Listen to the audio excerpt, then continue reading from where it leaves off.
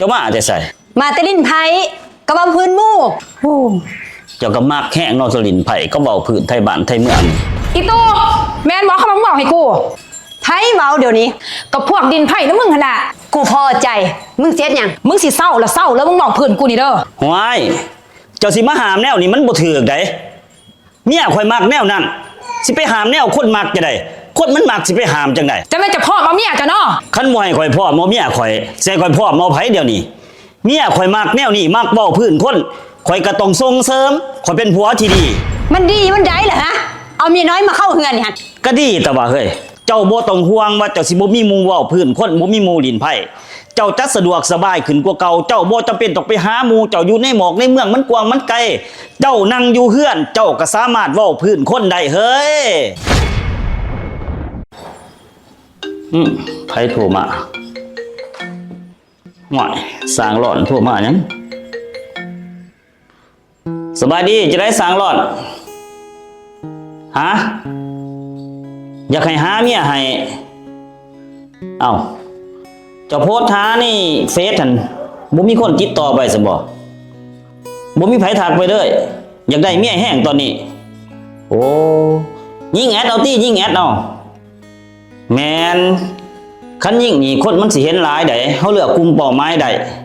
คือสมมุติว่าเฮาต้องการหาเมียเฮาก็ยิงไปใส่พวกผู้แสผู้สาวแม่ห้างแม่หมายที่เขาโสดๆหั่นเฮาก็ยิงไปประเภทจังซั่นยิงน้ำแสงเทียนเด้อแสงเทียนครับยิงแอดหั่นยิงดีว่าจะได้เวียกตีเพดานเฮากับไฟฟ้าเขาเฮือนเฮางานหลายบ่ช่วงนี้โอ้ดีแล้วได้ครับงานหลายมื้อหน้ามาตีให้นี่เด้ออยู่เฮือนนี่ว่าสิเปลี่ยนเพดานใหม่กับสิเอาไฟฟ้าเขาเฮือนหลังใหม่หั่นนะ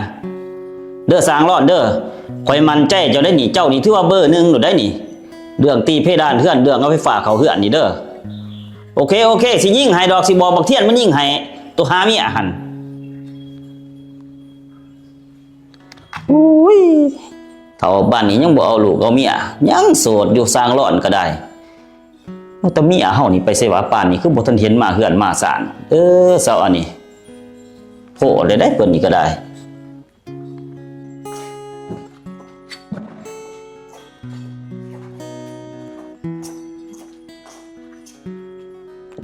ไปใส่เมิดลูกผัวนี่เนาะจ้อยไม่ยังเฮ้ยบ่เห็นบ่ค่อยมามีเมื่อยนี่เซินติจนไปเอาน้ำให้เขากินหั่นโอเค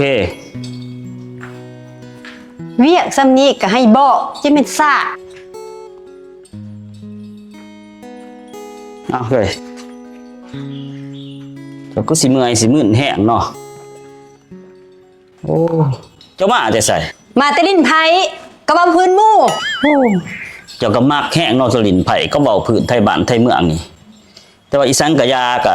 ส้มเซ้ยเด้อเฮ้ยที่เจ้าเฮ็ดได้สิอยู่ใกล้ปานใดเจ้าก็ไปคันมีการเว้าพื้นคันมีการลินไผ่คันแนวคนมักแต่ว่าเจ้าไปแนวน่ะมันไกลมันกว้างแนวนั้นเขาก็อีโต้นเจ้าได้เฮ้ยเฮ็ดจังได๋ของอยู่เฮือนค่อยก็บ่มีหมู่เจ้าก็มีแต่ไปเฮ็ดเวียกค่อยก็ไปหาล้อน่าเห็นใจเจ้าเนาะเฮ้ยเนาะเจ้าคือสิลำบากกากรรมเนาะไปเลาะลินไผ่ไปเลาะเว้าพื้นไทยบ้านไทยเมืองจักก็สิแก้ไขปัญหาเจ้าจังได๋เนาะแนวนี้เนาะเพื่อให้มันสะดวกเจ้าในการเว้าพื้นในการลินไผ่นะอีตู้แมนบอกเขามาบอกให้กู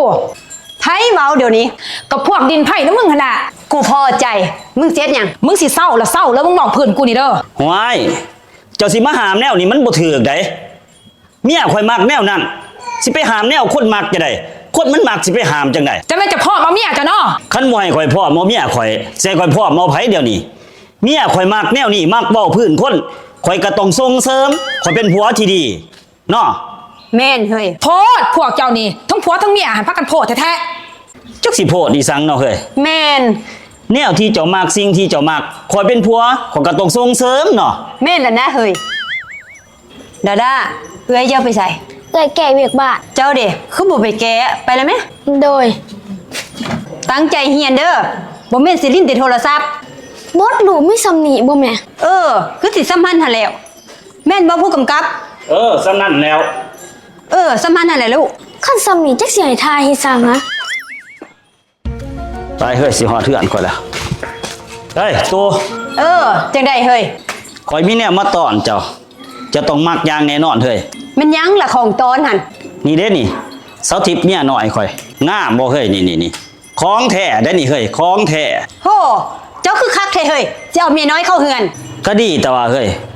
คอยเฮ็ดเพื่อเจ้าได้นี่เขาบ่ได้เฮ็ดเพื่อไผนี่เพื่อเจ้าโดยเฉพาะได้นี่เอาผู้นี้มานี่ มันดีมันได้เหรอฮะเอาเมียน้อยมาเข้าเฮือนนี่ฮะ ก็ดีแต่ว่าเฮ้ยคอยเลือกมาเพื่อเจ้าโดยเฉพาะได้นี่ดินไผก็เก่งเว้าพื้นคนก็เก่งนี่สมกับเจ้าเลยเอามาอยู่กับเจ้าซ้ำเจ้าสิเว้าพื้นคนซ้ำเจ้าสิลินไผบัดนี้หั่น แม่และเอื่อยคนนี้ไหนจอยแล้วเบาอยู่ว่าเจ้าบ่มีหมูดินไผ่แล้วก็บ่มีหมูจมควันคนอยู่ เห็นบ่เฮ้ยนี่เห็นบ่ดินไผก็เก่งเว้าควนคนก็เก่งบัดนี้นี่สมมุติข่อยเอามาอยู่เฮือนอยู่ซ่านน้ำเจ้าเนาะสมมุติข่อยไปเวียกไปงานข่อยไปบ่นั่นบ่นี่ไปต่างขอกต่างแขวงเจ้าบ่ต้องห่วงว่าเจ้าสิบ่มีหมู่เว้าพื้นคนบ่มีหมู่ดินไผเจ้าจัดสะดวกสบายขึ้นกว่าเก่าเจ้าบ่จำเป็นต้องไปหาหมู่เจ้าอยู่ในหมอกในเมืองมันกว้างมันไกล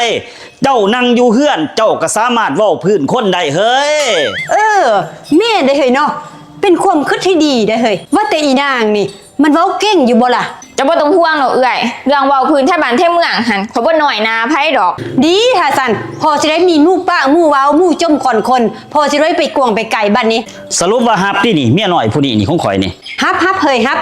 ดีสันมีแต่ว่าเอาจังสีเด้อเจ้าจัดตารางไว้เด้อว่า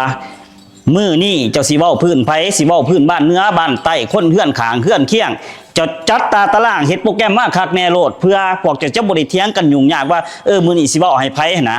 เฮ็ดตารางไว้ให้เพิ่นโลดเด้อ โดยอ่ะ ไป